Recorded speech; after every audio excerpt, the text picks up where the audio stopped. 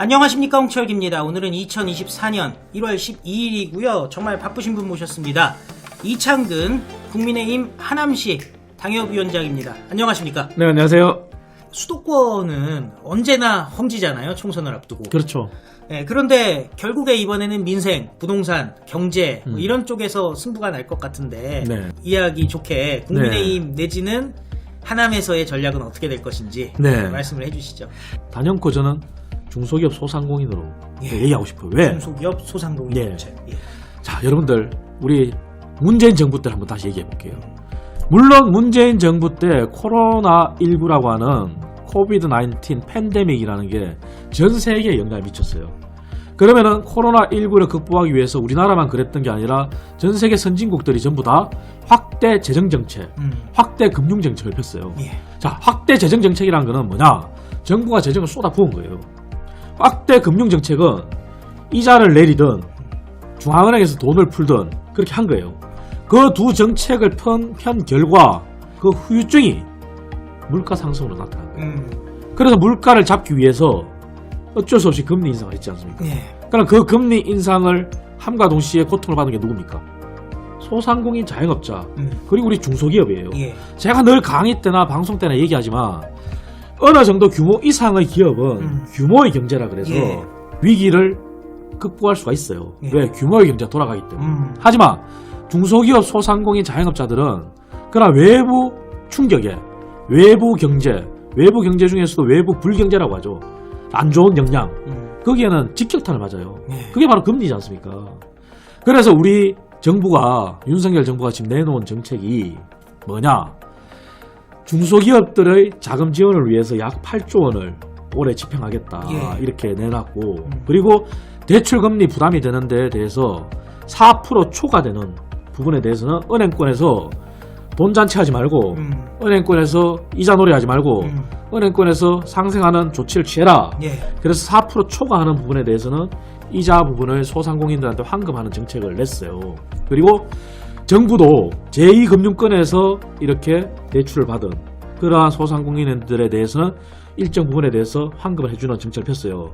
그러면은 심플하게 얘기하면은 4% 초과의 이자에 대해서는 어느 정도 환급이 되는 정책을 내놨지만 지금 현재 우리 소상공인 자영업자 입장에서 이자율이 4%라고 하더라도 과연 그게 감당할까?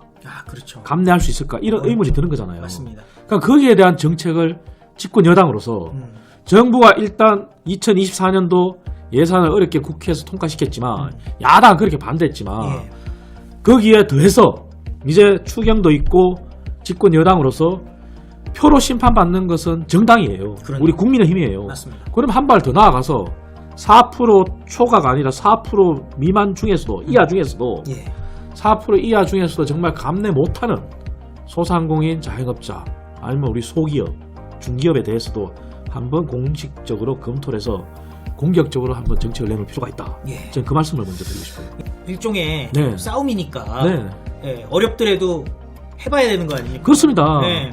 지난 2012년도 말씀드렸지만 우리 한나라당 과거 전신에서 새누리당으로 바뀌었지만 경제민주화를 내놓겠다고 누구도 상상을 못했어요. 이거 과연 보수정당이 내놓은 아젠다 맞아? 이런 거였어요. 허를 찔른 거죠. 지금 태형건설 때문에 얼마나 힘듭니까? 태형건설 때문에 145개 공사 현장의 임금 체불을 조사하겠다고 지금 정부가 그래요. 하지만 박근혜 정부 때 그것이 제대로 정착이 되고 문재인 정부에서 이어졌더라면 하는 저는 이런 아쉬움이 있는데 그게 뭐냐면은 박근혜 정부에서 내놓은 정책 중에 제대로 된 정책이었고 정말 피부로 느낀다고 했는 것 중에 하나가 하도급 부분인데요. 하도급은 결국은 뭐예요? 거래의 공정성도 있지만 하도급 대금의 공정한 집행도 중요하거든요. 그래서 저희 때는 박근혜 정부 때는 제가 청와대 부속실에 있었지만 하도급 대금에 대해서는 정말 전수조사를 했어요.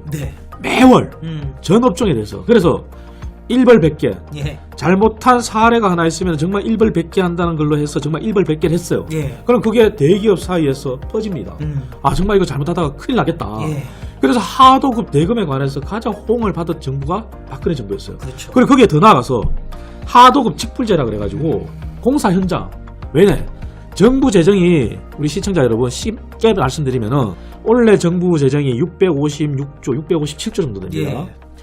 우리가 투자적 지출이 있고 경상적 지출, 즉 소비적 지출이라 그래요. 예. 근데 정부 재정은 여러분도 아시다시피 뭐예요? 의미 없잖아요. 다 현금이잖아요. 그러네요.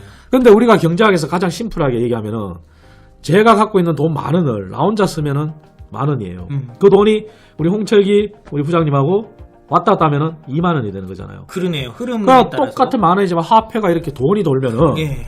이게 통화승수라 그래요. 오. 그러니까 통화승수라는 거는 경제 성장에 기여하는 정도에 따라서 예. 경제가 얼마나 성장하느냐에 영향을 미치는 거거든요. 맞습니다. 그러니까 화폐 유통이 돼야 된다는 거거든요. 통화가 돌아야 된다는 거거든요. 그게 우리 일반적으로 쉽게 말하면 돈이 도는 경제잖아요. 그래서 정부 재정은 다 현금이에요. 의미 없어요.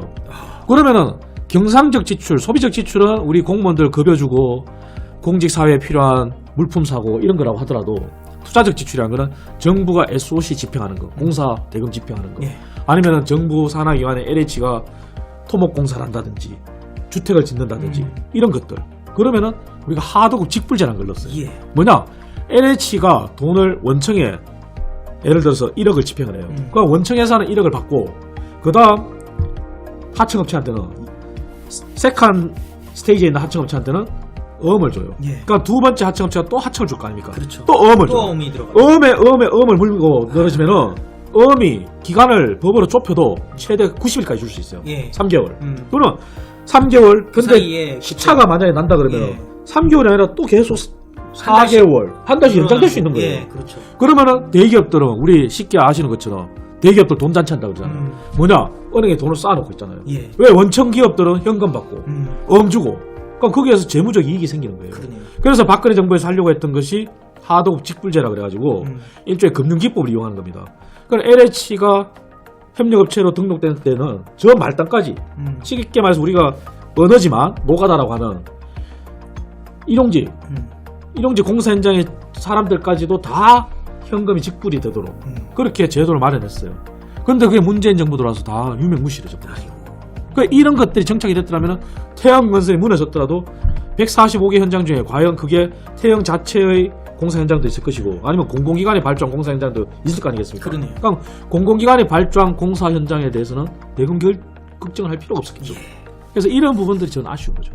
이 부분들 원내에 진입을 네. 하시면은 네. 꼭 다 해결을 해야죠. 해주셔야죠. 해야 됩니다. 정말 돈이 노는 경제, 우리 소상공인 자영업, 우리가 생계형 서비스업이라고 하잖아요. 예. 생계형 서비스업이 도소매업, 숙박 음식점업, 예. 그 다음에 부동산업, 그 다음에 운수업 이렇게 얘기를 해요. 생계형 서비스업에 종사하는 비중이 지역에 따라 틀린데 저희 지역구인 하남도 지난 총선 때 기준으로 제 기억에는 통계적으로 50%가 넘었었어요.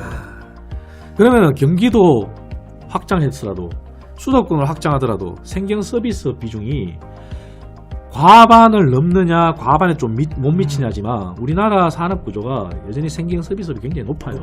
또 소상공인 자영업자로 하는데 자영업자의 창업을 가장 쉽게 하는 게 음식점이잖아요. 네. 근데 그 음식점도 요새는 양극화가 돼가지고 대형 프랜차이즈로 가든지 아니면 정말 대형화를 하든지 그게 아니라 동네에 우리 구멍가게처럼 조그만 음식점을 한다. 얼마나 힘듭니까? 그럼 그러한 소상공인 자영업자 생계형 서비스를 도와주는 그러한 방향으로 정책을 펴야죠. 예. 예. 예. 하여튼 제가 형님으로 모시는 분이니까요. 여러분들 많은 관심 부탁드립니다. 시청해주셔서 감사드리고 또 저도 궁금한 거 있을 때는 또 매셔가지고 다시 또 각종 정책에 대해서 얘기를 해보도록 하겠습니다. 감사합니다. 안녕히 계십시오. 네, 감사합니다.